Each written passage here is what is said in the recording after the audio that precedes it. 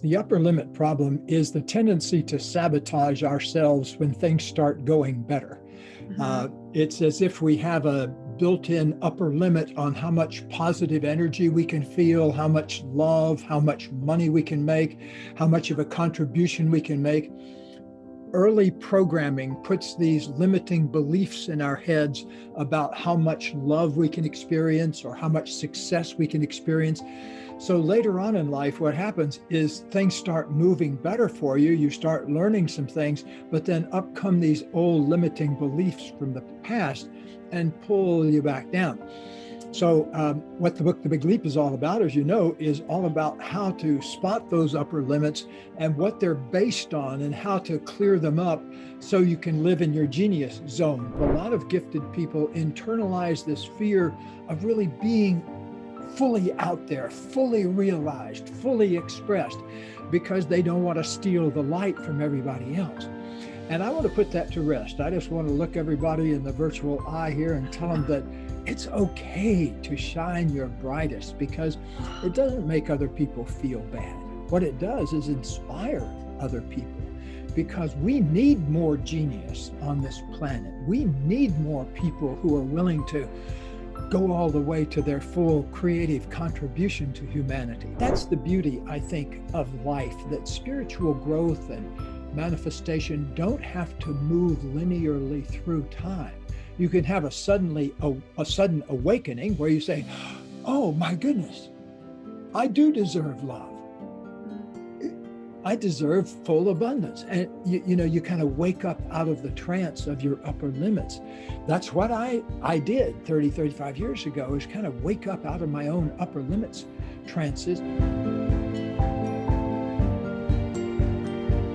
Hey friend, I just wanted to thank you so much for stopping by and tuning into the podcast. It means the world to me. There are a lot of great podcasts out there, so it's truly an honor that you've decided to take the time out of your day to listen to mine. I'm really excited to bring on more and more inspirational guests for you. But before we get into it, I wanted to ask you a huge favor. If you're enjoying the show, would you please be so kind as to hit that subscribe button? I've noticed that over 98% of the people that watch our videos aren't subscribed, and subscribing really helps the algorithm put this episode in front of other people who it could help. And be sure to leave a comment sharing what most connects with you. So much love. Welcome, Dr. Gay Hendricks. Oh my gosh, what an honor to be speaking with you after following your work for years and having had your work and some of the acronyms that you use active in my home, in my marriage, all the time. We talk about the ULP, the good old upper limit, which we're going to be diving into. And I was also blessed to be featured in your recent book, Conscious Luck, with Carol. Yes, gave us a great story. Yeah, I tell you, I mean, all the books. This is my copy of The Big Leap. I lost the cover. This is how much it's been read. Good, I like that. That's what an author likes to see, is a good used book. A very used book. Everything's dogged. I'm sure I've spilled 14 cups of tea over it over the years, but it's one of my most prized possessions. So thank you for writing it and being here with us. I would like to introduce you to our audience just by reading out a bit about you, and then we'll dive into our questions. So we're very lucky friends today. We have Dr. Gay Hendricks, who's been a leader in the fields of relationship transformation and body-mind transformation for more than 45 years. Wow. After earning his PhD from Stanford in 1974, Gay served as a professor of counseling psychology at the University of Colorado. He's written more than 40 books, what a treat, including bestsellers such as 5 Wishes, The Big Leap with no cover, Conscious Living, and Conscious Loving Ever After. The last 2 co-authored with your wife, Dr. Kathleen or Kate Hendricks. You're also Gay Hendricks is also a mystery novelist for the series of 5 books featuring the Tibetan Buddhist private detective Tenzing Norbu. Is that correct? Mm-hmm. That's right. As well as a new mystery series featuring a Victorian-era London detective, Sir Errol Hyde. His latest book, Conscious Luck, reveals 8 ways to change your fortunes through the power of intention. Gay's appeared on more than 500 radio and television shows, including Oprah, CNN, CNBC, 48 Hours, and others. And his new book, The Genius Zone, will be published in June 2021. Can't wait for that. That is fast approaching. Yes, so, it is. Just a couple of months. Lucky us to get you now as we lead up to that awesome book launch too. So, Dr. Gay Hendricks. For those of us who don't know, I would love to dive straight into this concept that you coined, the upper limit problem. We call it the ULP at home here, and we use it freely. I know you're asked this a lot, but I would love for you just to explain in your own words what it means. Yes, the upper limit problem is the tendency to sabotage ourselves when things start going better. It's as if we have a built-in upper limit on how much positive energy we can feel, how much love, how much money we can make, how much of a contribution we can make. Early programming puts these limiting beliefs in our heads about how much love we can experience or how much success we can experience. So later on in life, what happens is things start moving better for you. You start learning some things, but then up come these old limiting beliefs from the past and pull you back down. So what the book, The Big Leap, is all about, as you know, is all about how to spot those upper limits and what they're based on and how to clear them up so you can live in your genius zone all the time. And The Big Leap was about how to get into your genius zone. And the new book, The Genius Zone, is about how to live there 24 hours a day. Oh, the genius zone. I cannot wait to get my hands on that. One thing that I wanted to share with you is when I was reading The Big Leap the first time, I was on vacation in Miami, where I live now with my husband, and life was good in that moment. Work was good. We were having a great time. We just ordered lunch, and there was nothing to complain about in that moment. And I just picked a fight. Yeah, that's the upper limit problem. Oh my gosh. And I was reading the book and I'm like, I know this is true. The words that I'm reading immediately. And then I had an idea that we should be doing maybe something else that day. We shouldn't just be lounging around the pool. We should be active vacationers. And Heath, my husband, was like, what's wrong with you? Like, we're having a good time. And I'm like, it's as simple yet insidious and invisible as that. Yes, it is. It's like a glass ceiling that you don't notice until you bump up against it.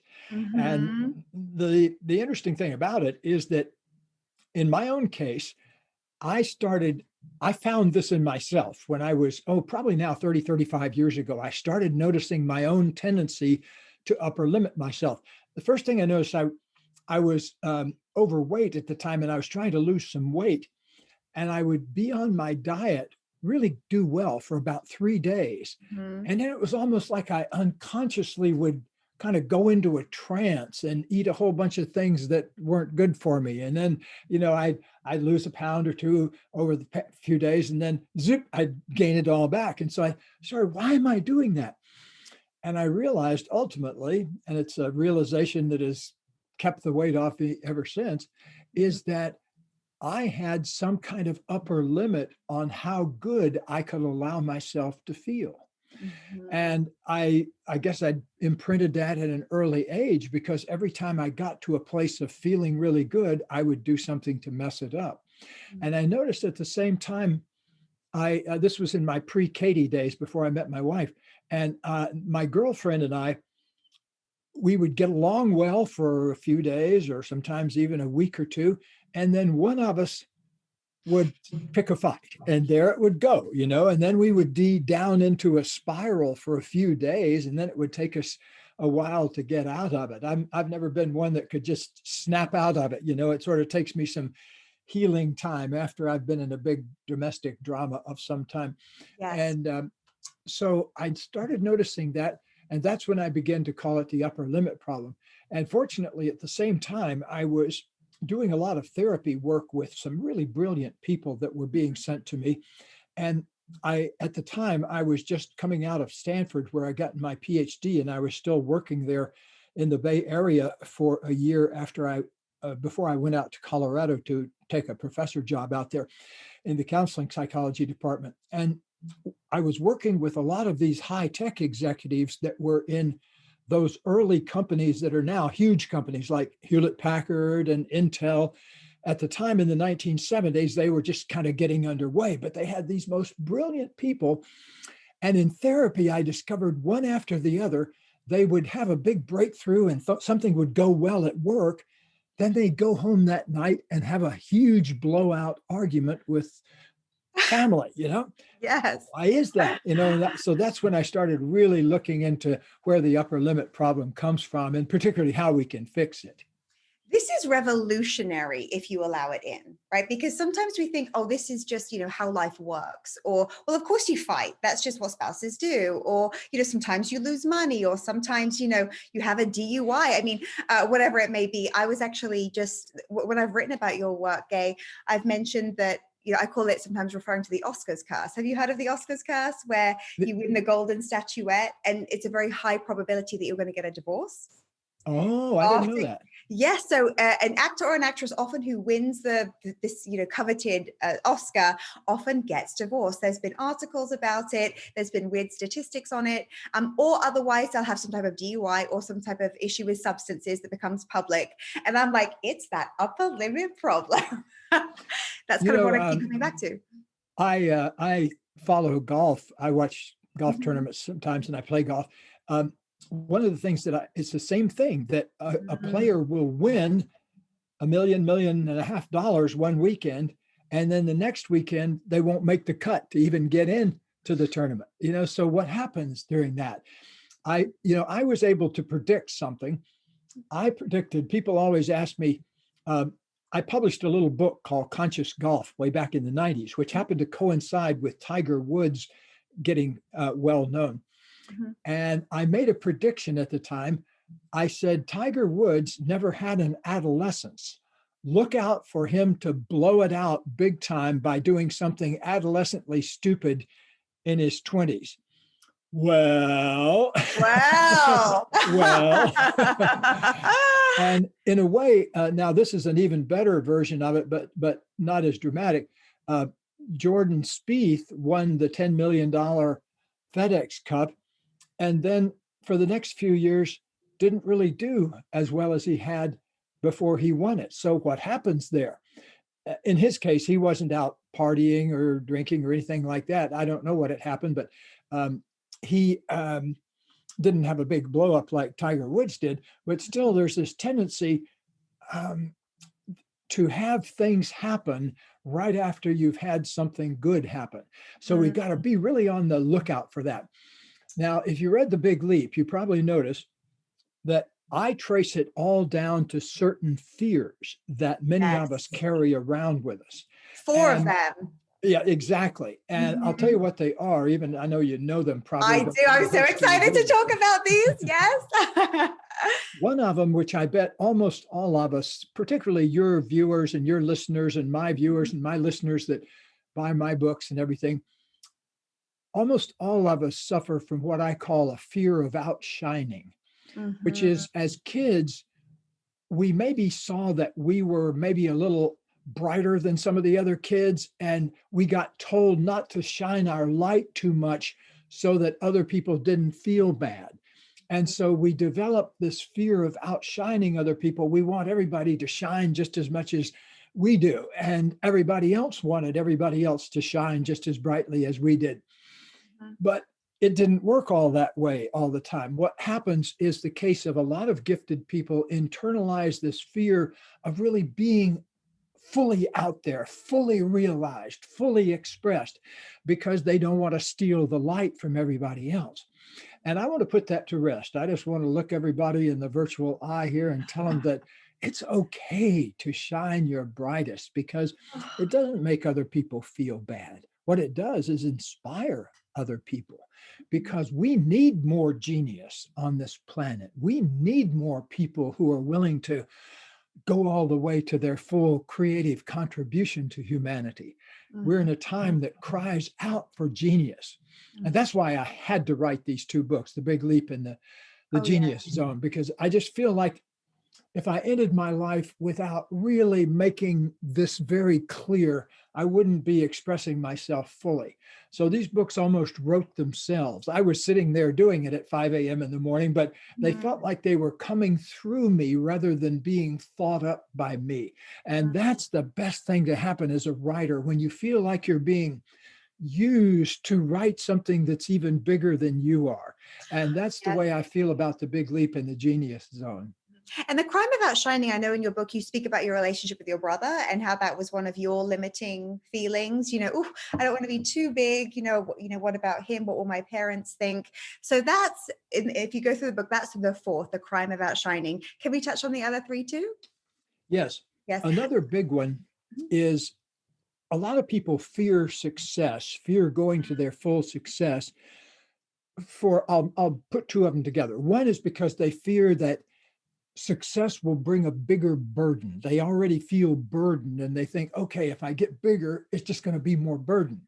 Mm. The second one is a lot of people limit their growth because they feel like if they really opened up fully and went all the way to their full genius, it would cause them to abandon or leave behind people that were there for them in the past. And Mhm. I have not found that to be true personally. Um, I've worked with a lot of people that, have won Oscars or won Grammys and things like that. And it really doesn't cause them to leave people behind. What it often does is cause those people to start feeling weird around the person who's been Yeah. more successful, and it brings up stuff in them. And so I want us to use successful people as an inspiration to us to find out who we really are and what we have to offer in the world. See, I think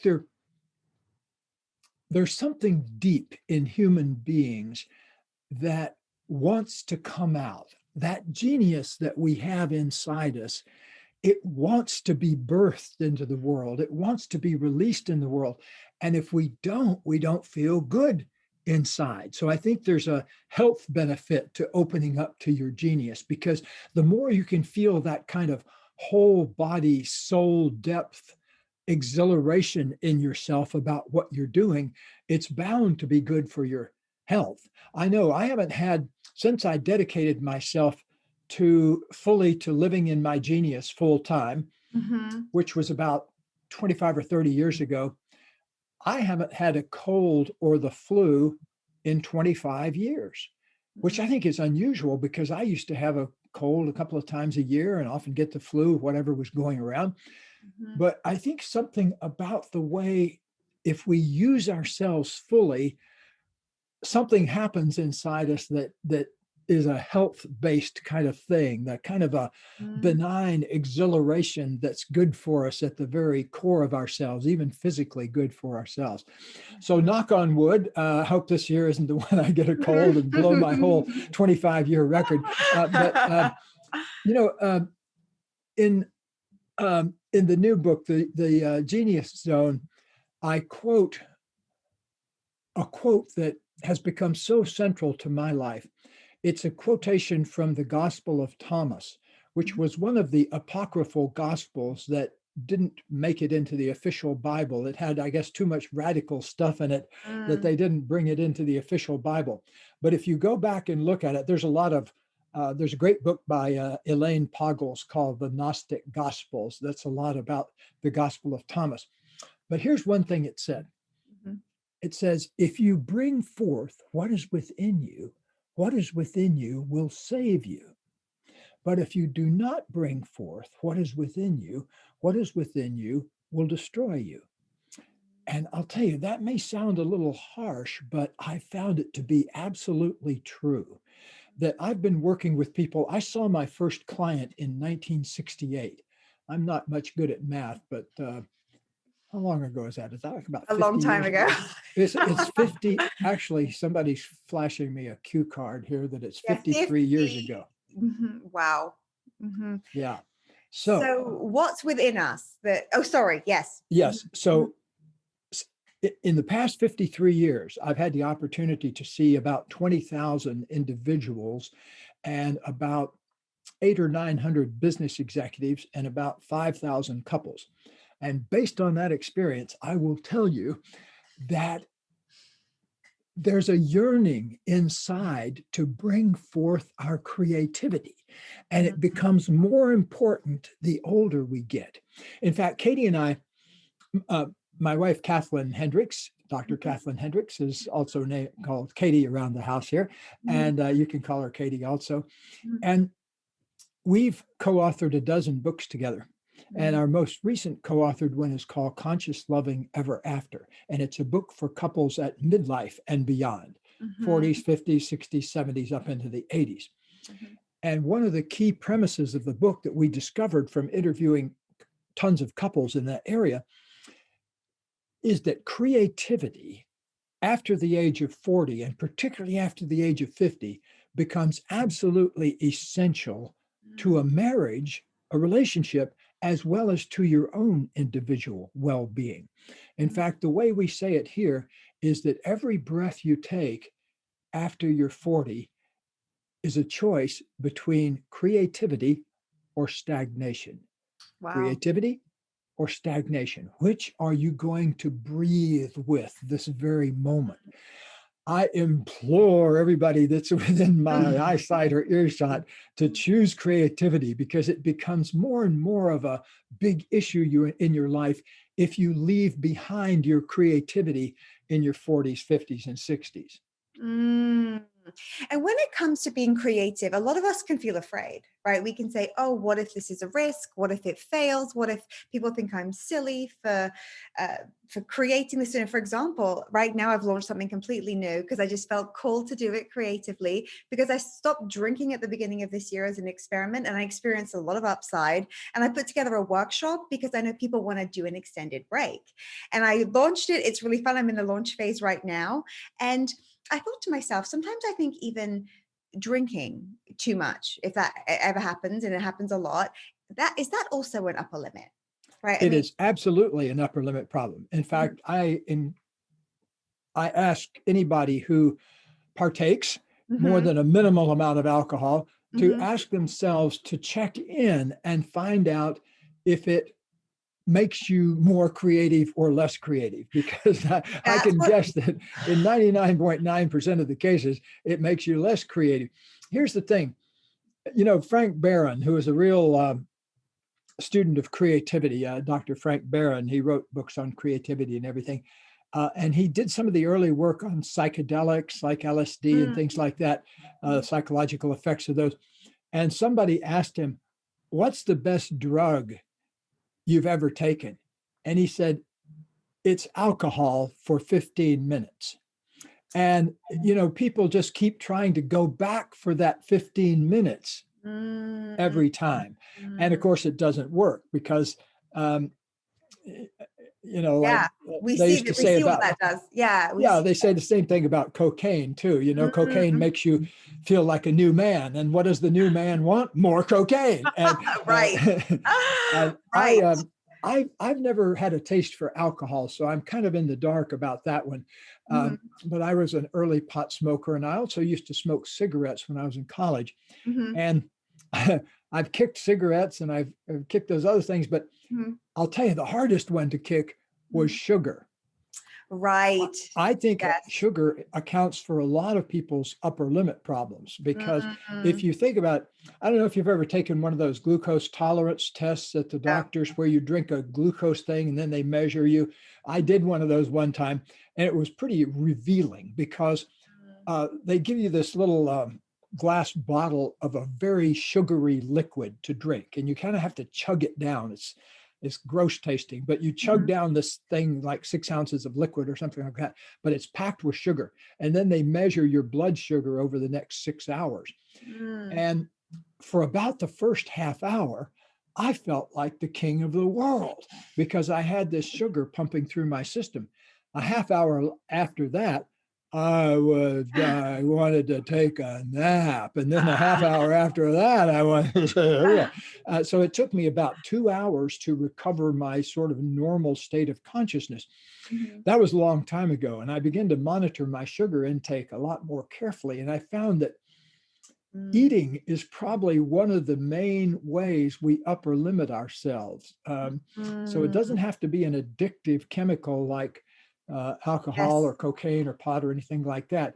It can be just regular old sugar, candy bars, anything that seemingly innocent blood sugar.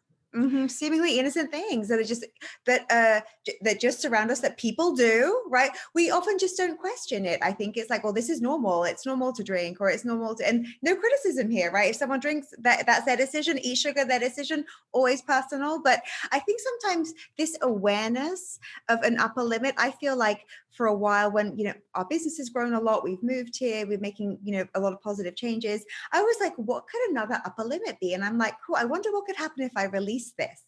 And creatively now doing a workshop on it, choosing the creative way of, just going for it versus overthinking it. I always just like to come back to what story am I telling about this in terms of, being an upper limit versus just kind of going with it and trusting and seeing what shows up. And what I love with your work is there's this bias towards action, a bias for more, like this, you're coming from this place of yes, please, more, please.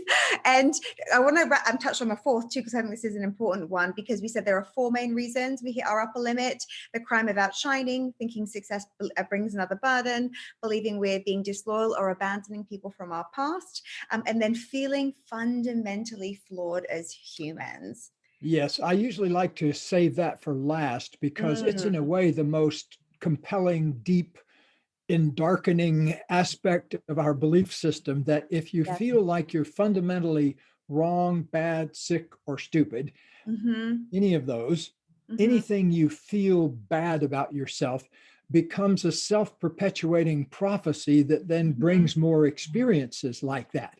It's like this game my brother and I used to play when we were kids about spotting cars when we were on vacation. My brother would say, okay, pick a color of cars and whoever gets the most over the next hour wins. I forgot what we played for, but he would always pick white. We lived in Florida. He knew something that I didn't know, because in Florida, rent-a-cars are about 99% white.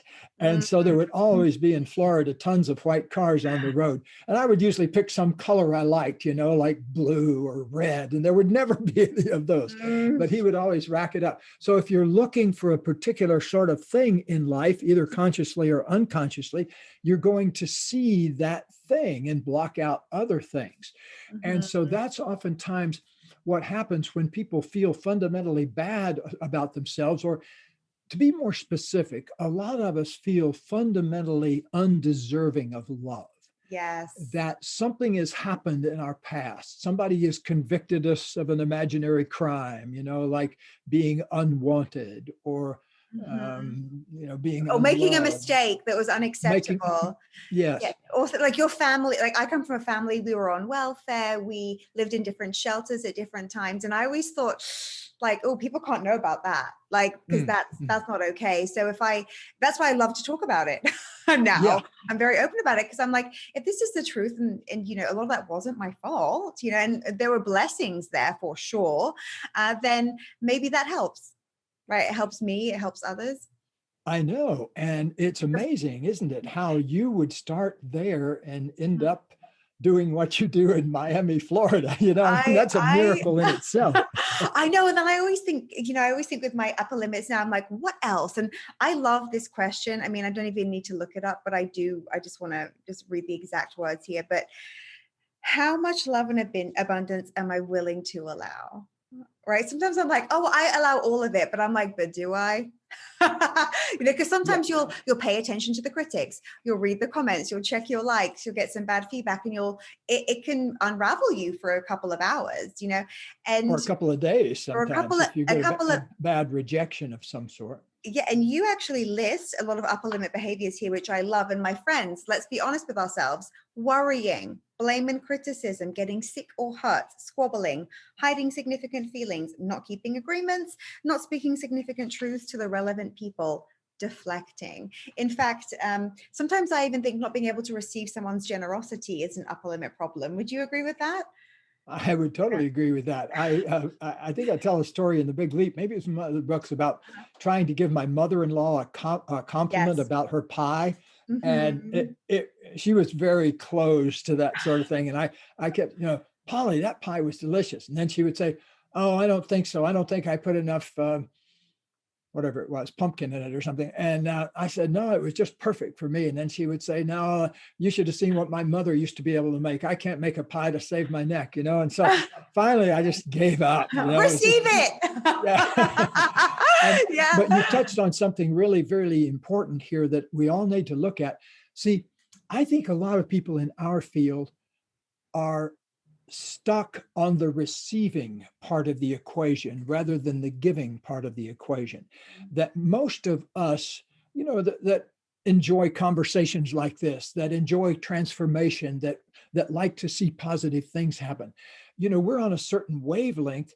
And I think being on that wavelength makes us a certain way, because we're interested in contribution and we're interested in making a positive difference. But what we need to get also is to get good at receiving, because how many life coaches and people like that do you know that are just barely scraping by? They haven't really had a wave of abundance in their life. So here's the thing is you have to start where you are and say, okay, where I am right now is the amount of abundance and genius I'm willing to live in.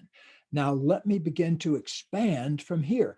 And what we do is we ask you to simply expand first 10 minutes a day. Like when people come here to work with us for a full day intensive or a 3-day, we do something where corporations will sometimes send a CEO or somebody here to kind of get a big 1-day hit. And it's a $20,000 package they get. But the first thing they get for their $20,000 is 10 minutes. We ask them to go in a little room by themselves. There's not even a picture on the wall, and sit there and ask themselves for 10 minutes, what is my true genius? What do I most love to do? So there's a little $20,000 gift for all your listeners and viewers. Just go in a room and take 10 minutes, because a lot of times these people that run big companies, they'll come walking out with a look in their eye and they say, man, I wish I'd done that 30 years ago. It's the first time they've ever really asked themselves that kind of a question. And that's the beauty, I think, of life, that spiritual growth and manifestation don't have to move linearly through time. You can have a sudden awakening where you say, oh my goodness, I do deserve love. I deserve full abundance. And you kind of wake up out of the trance of your upper limits.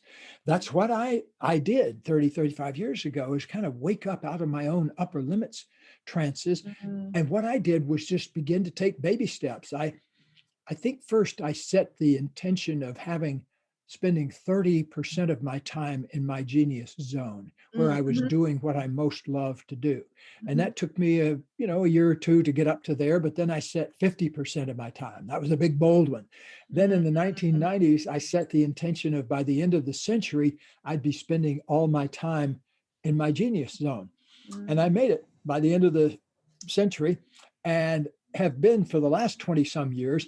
I spend 90% of my time that I there are some things I do. I mentioned in the book, like I'm boss of the kitty litter here in this house, and I'm boss of taking out the trash bins and that kind of thing. So I have my chores. I wouldn't say I'm a genius at kitty litter maintenance, but I do it because I love my cats. And so, but 90% of the time during my waking hours, I'm doing something like this, or if you'd looked in my window at 6 a.m., you'd see me writing till 7:30. And so I'm doing things that are in my genius zone pretty much all the time.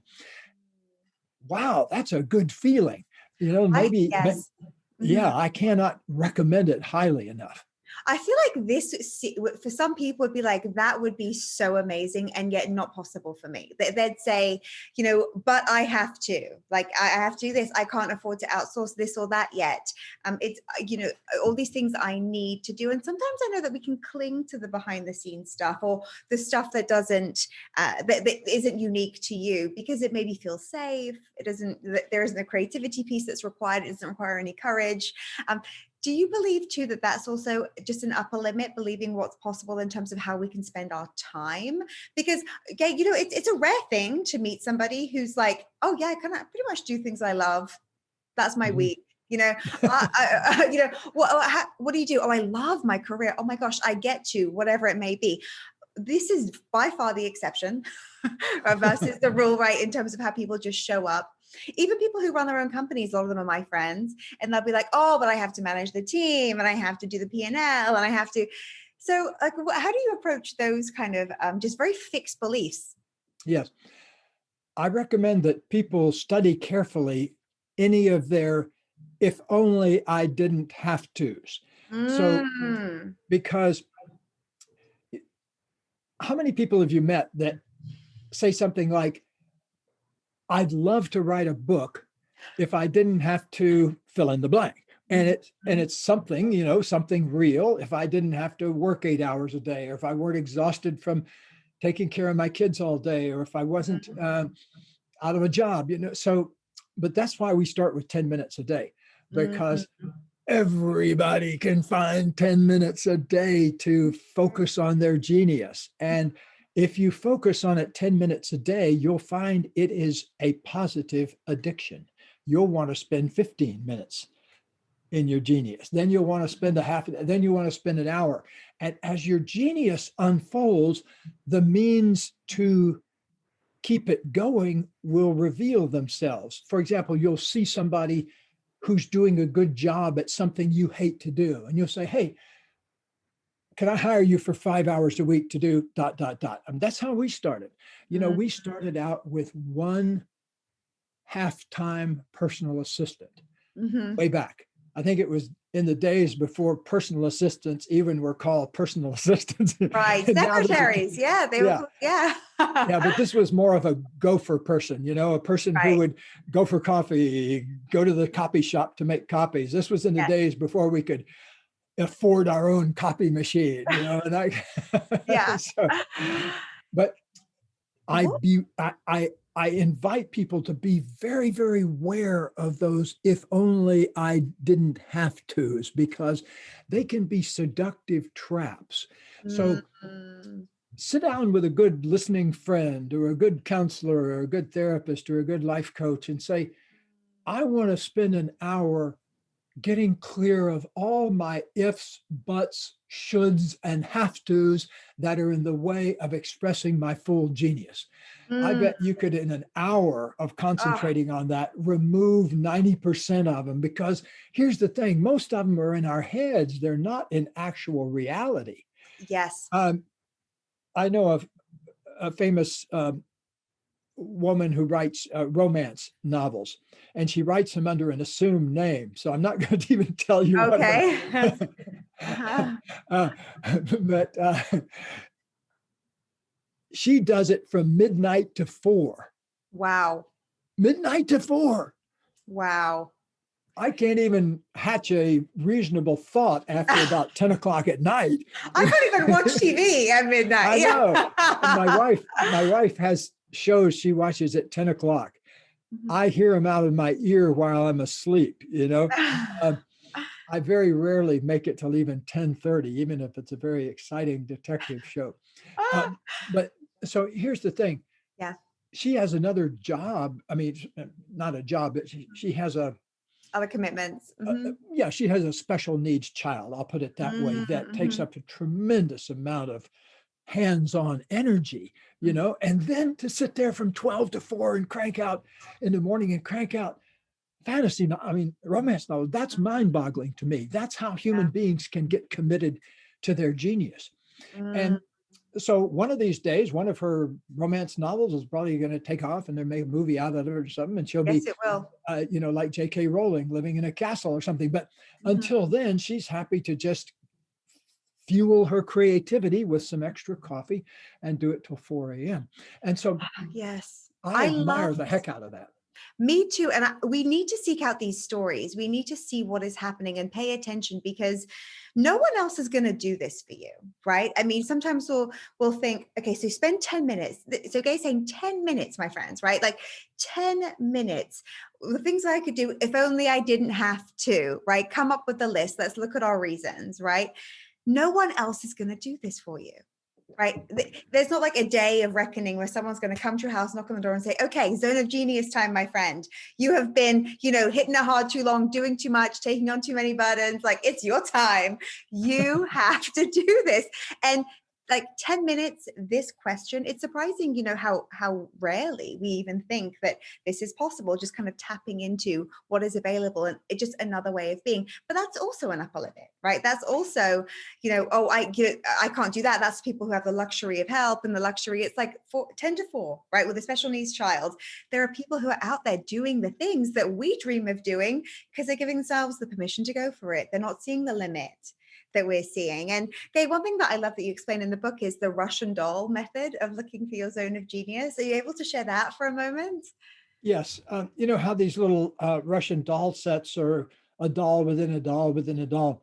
Mm-hmm. And you have to go looking for your genius that way, because down in the center of everything is the sweet spot of what you most love to do and what will bring you the greatest abundance and life satisfaction. So that is the creative essence of ourselves. That's the pure little nugget that's down there of gold that we're looking for. Mm-hmm. But in the meantime, you may peel off layers or go through layers of what you think are your genius, but you have to keep going deeper and deeper until you find that sweet spot. Like for me, I got trained as a traditional clinical and counseling psychologist. I got my doctorate at Stanford in 1974, and I went on to become a professor of counseling psychology at the University of Colorado for 21 years. And then, as my wife and I put it, one day Oprah waved her magic wand over a couple of university professors, and suddenly we were on her show with our book Conscious Loving, and life turned into a space shuttle ride for the past 30 years. But there was a time when I remember this conversation with one of my professors at Stanford, and he was saying, which are you going to head toward? Are you going to head toward being a private practice psychologist, or are you going to head toward being a university professor? And I said, well, sitting in an office for 40 hours a week seems like suicide to me. I'm never going to do that. I could not possibly pull that off. Some people are just born to sit in their office for 40 hours a week. And I'm born to sit in my chair for about as long as it takes me to do this interview here. Yes. I got to do something else. So I spent my entire elementary and high school looking at the clock to see when the class was going to be over. So I said, that's not going to do for me. I'm going to be a university professor. But I'll tell you what I'm really interested in. And he said, oh, what? Because in his mind, that was it. There was only these two paths that he trained people for. And I said, well, I think we're in a marketing phase. We need to get this stuff out to the people. We need to be doing shows on cable TV and PBS. And so this was long before they started having those kind of shows on public television. And this was even before there was such a thing called a self-help book. So I was around when the first self-help books were actually written, wrote one of the first ones of myself. But in the conversation I'm talking about, long before that came along. And so I said, I can see a day where we're out doing seminars on these kind of things, not like teaching university classes, but regular people that don't even have a high school degree could learn in a room that PhDs and MDs are sitting in. It doesn't matter. We want to, and here was my magic word. I said, we need to democratize therapy and transformation so everybody can get hold of it. So you don't have to just go into an office somewhere. And I remember the look he was giving me. It was almost like I was saying, suggesting public nudity in America or something like that. You know, he was sort of looking at me like, what? You know, like, what are you talking about? And well, God bless him, that, you know, he had come up in a particular tradition. Yes. And so he only saw the world in, you know, two different life paths, because he'd trained 100 other PhD students and they'd gone into one of those two life paths. So anyway, what I'm saying is, no matter where you are, be asking yourself the big question about, how could you see it actually being different? You know, what would it take to really turn you on? Well, I became a university professor, so I took that path, but I became the first person at the university to teach a class on developmental psychology over their cable TV system that they had. And so I was able to have people all over Colorado in my class, rather than just the 40 people that were sitting in the studio with me. And suddenly that became very popular because the dean suddenly realized, wow, I had 80 paying customers in that class, 40 of which weren't even in there, not even taking up space. That could work. And so pretty soon, they're offering degrees online, that kind of thing. So, and here we are in 2021, where you do a live television segment from your home. Like, I know it. I love national television. It's incredible. But isn't this because we've had to lose, I mean, when you think about your vision back then, and it's like, psychiatrist or professor, it's very easy to adopt other people's limits for us too, without being conscious. Absolutely. Right. In fact, that's where most of them come from. We just take them by osmosis. We just kind of grow up living inside a certain limitation, and then we take that on. Like a colleague of mine tells a story about, she was at Thanksgiving or one of the holiday dinners with her mother, and with her sister, and her sister was carving off the end of the ham to put it in this pan, but it was actually, the pan was big enough to hold the whole thing. So, but she carved off the end of it, set it beside the ham. And my colleague said, why do we always cut the end off the ham? And they ended up calling the mother way back in Florida or someplace and said, why do you always cut the end off the ham?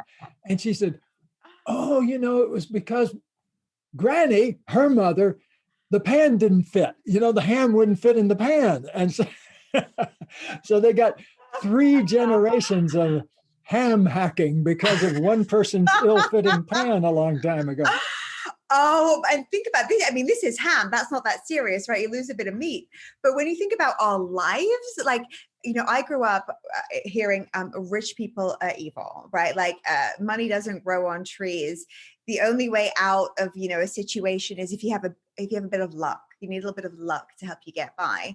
And that always just felt a little bit wrong. I'm like, well, I'm a human being on earth. And back in the day, we used to get a lot of donations from Sunday schools or from churches. And so we went to Sunday schools, and I remember listening even just to some of the different services. You can do all things. We are powerful. We're all equal. And I remember thinking that just doesn't fit with what I hear, from my family.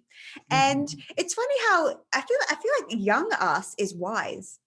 Right? Like, like when you see a child, like, I want to be an astronaut, and I'm going to do that, and I'm going to marry Leonardo DiCaprio. Actually, he's, Justin Bieber, whoever it may be. It's like, it's kind of what we believe is possible, however frivolous it sounds then. But it's almost like an unlearning, right? The big leap, like unlearning some of the things that haven't been helpful to fulfill why we're here. That's how I look at your work.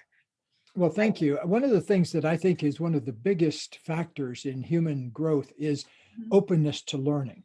If you can keep yourself open to learning from every relationship interaction, from things that come your way, that's really the best stance to take toward life. Kind of a attitude of, here I am, here's what I'd like, and I'm open to whatever can happen to assist me in that. That's, to me, life only begins once we get beyond our upper limit problem, because before then you're running on somebody else's limitations. There doesn't have anything to do with you. It has to do with somebody else's life. But the moment you can break through and start asking yourself some big questions like, what is my genius? What do I most love to do? What brings out the best in me? What am I happiest while I'm doing? And start focusing a little more of your life on doing those kinds of things. It has a kind of a liberation about it that's hard to find anywhere else in life.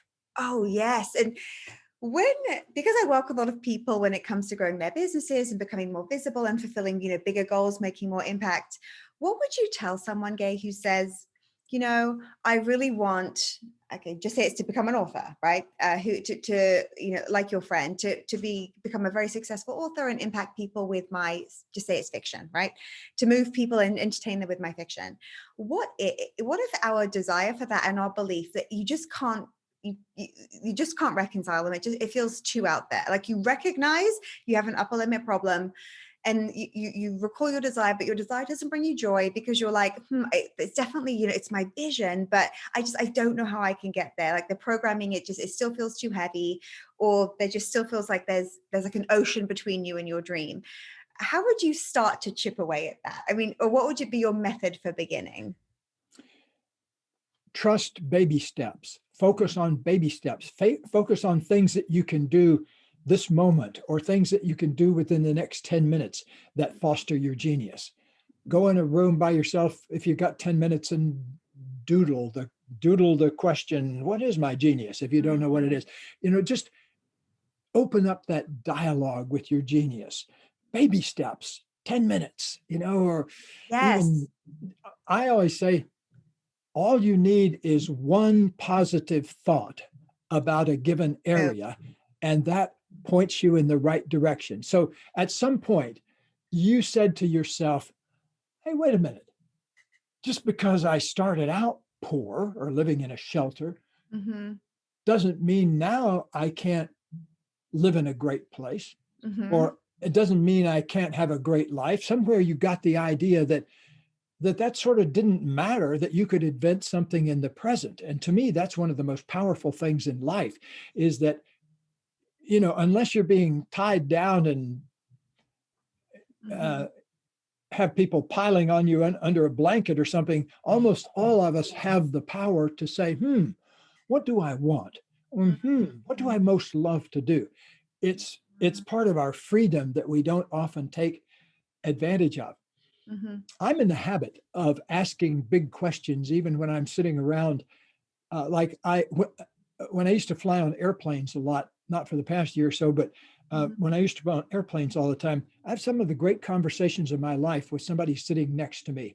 Like I once sat next to the head of the company that makes ramen noodles, those little packages that used to cost $5 for $1, and I was asking him, how the heck do you make something and get it to the supermarket, 5 of those for $1? And he says, oh, I lose money on every one of those I sell. I said, oh, how you stay in business? And he explained a whole bunch of things to me over a 2-hour flight. Wow. That I would have never thought of in a million years, about loss leaders. He's willing to lead with a loss to get something else into the supermarket. And I mean, it was levels of genius about business that I had never in a million years occurred. So go through life with that kind of, hey, what can I learn attitude? What can I learn? Well, it turned out he gave me an MBA in business in a 2-hour flight we were on. I like to talk to people on planes too. I just love people. One thing that I've loved about your work, which I just really, I just feel is so sometimes, lacking a little bit out there, which is something that I always strive to do too, which is to sometimes make things that feel very heavy and big and insurmountable a little easier.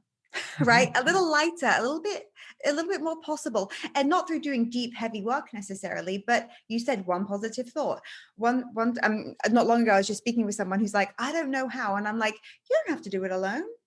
Haven't there been other times you didn't know how to do things, and then you take a first step. Clarity comes through action, bit by bit. Right? It's so interesting how quickly we just abdicate our power and say, no, like this is it for me.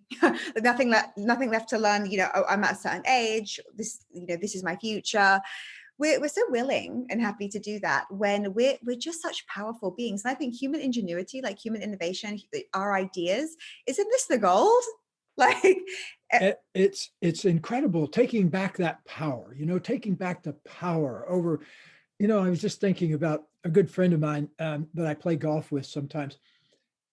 He said that speaking one sentence changed his entire life.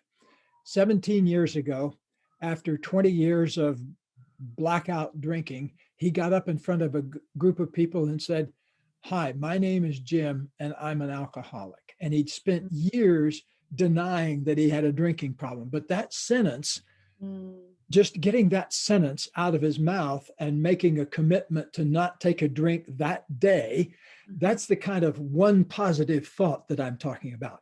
Just one step in the right direction can often, now here he is 17 years later, he's a multimillionaire. He's playing golf whenever he wants.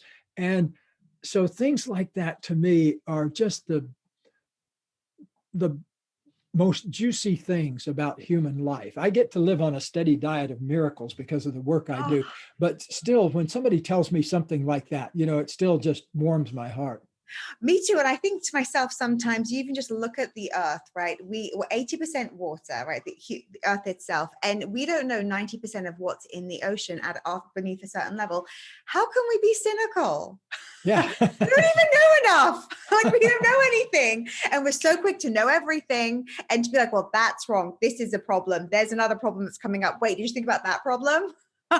It's like your steady diet of miracles. I feel that way too. The fact the sun rises every morning.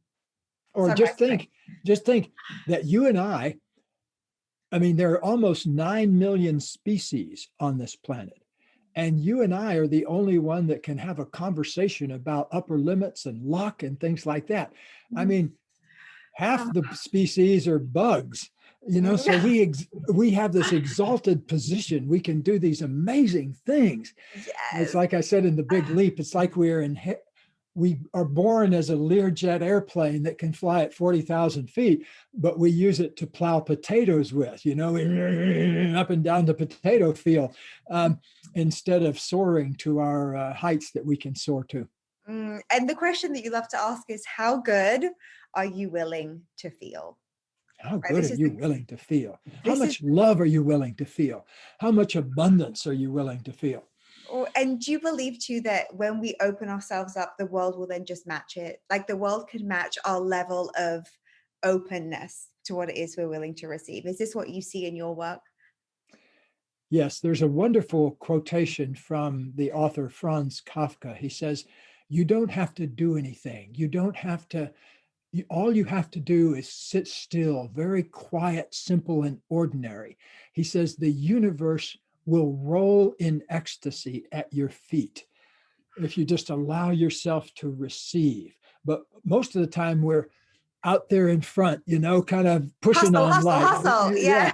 And it's like says in the James Joyce novel, Mr. Duffy lived a short distance from his body, because we're always out there, out in front of the moment, kind of hustling, trying to get to the next thing, when we need to just drop back into this moment and appreciate the miracle of existence itself. And that invites a flow of blessings that I haven't ever managed to, I can't conceive of the magnificence of that because it's happening all the time around me. I completely agree. And I also love to ask whenever I'm even just, speaking with a group or whoever it may be, or a stranger, how many of the blessings of your life just came to you? Right? Many blessings too. We take the action, the great things happen. But also, I met my husband at a concert. We both almost didn't go, right? A lot of the ideas that I have, they come to me when I'm walking, or opportunities, they flow. I can do my reach out, and I love to take the action for sure, participate in my own blessings. But also the biggest opportunities have been like a phone call, an email, hey, Susie. And I'm like, aha, look what I've allowed. I heard somebody, maybe it was you actually, that said this, exchange the word achieve and accomplish with allow. Like, look what that person's allowing. I don't know, but if I did say it, I'm glad I said it. I love it's that. It's a lot about receiving. Now, tell me, what kind of a concert was it? Oh, it was an Australian band. When I was living in Sydney, he was living in Sydney, a band called Sneaky Sound System. And like I said, we both almost didn't go. And it was a complete chance encounter. And another friend of mine, unexpectedly, she found out she's pregnant recently. She was a bit surprised at first. Now she's like, what a blessing. That just happened, right? So many things, they can just happen to us, but we have to be open, right? That's our work, to remind ourselves of who we are, right? Gay, I could talk to you for 3 hours, clearly, nonstop about many things, but already it's been an hour has lapsed. Is there anything you'd like to leave us with? I of course want to talk about all of your links and, the Genius Zone, which is coming up shortly, but is there anything that you'd like to leave this conversations with for us to think about? We're only a breath away from our full magnificence every moment. So just keep taking those big breaths in favor of your creativity and your genius, and allow to happen what happens, and watch the miracles unfold.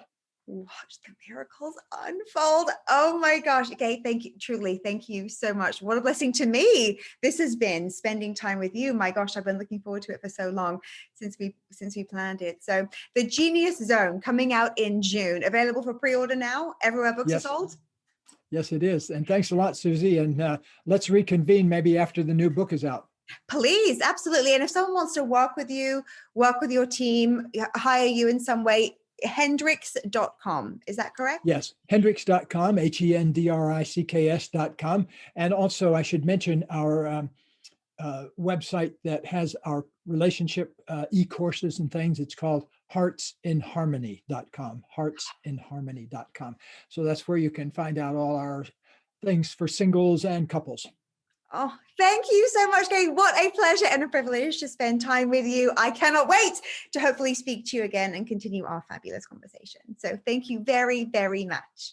Thank you for living. Thank you for living in your genius. Bye now. Oh my gosh, Gay, thank you.